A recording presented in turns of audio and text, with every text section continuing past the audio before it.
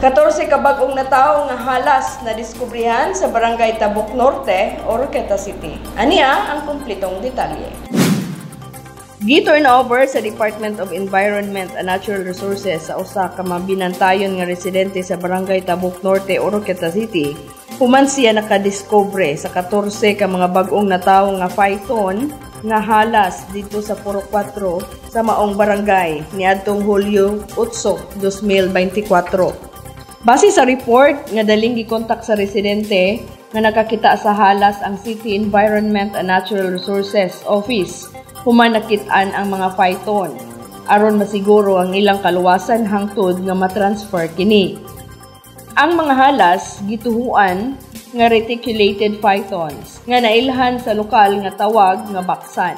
Din gidala kini sa City Enro Office niadtong Miyerkules, Agosto 21 ug pagka-Huwebes, Agosto 22 ang mga phyton nga tanan himsog formal nga gi-turn over sa DNR Senro Oroqueta Office nga gipanguluhan ni Maynard Bongkayaw ang City Enro Officer alang sa dugang pang pag-atiman ug obserbasyon.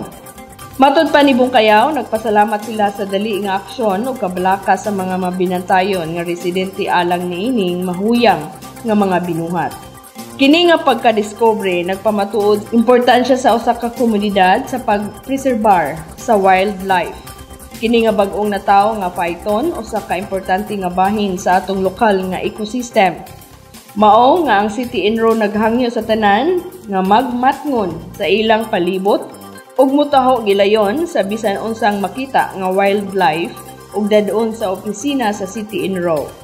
Kini makatabang sa pagsiguro sa kaluwasan sa mga mananap ug sa komunidad. Ang publiko mahimong makigkontak sa City Enro Office sa numero 0997-2360-230 o 0997-2360-230 o 0910-461-9149. 0910-461-9149 o pinaagi sa ilang Facebook page Enro Oroqueta City aron mo pahibalo sa bisan unsang makita nga mga wildlife.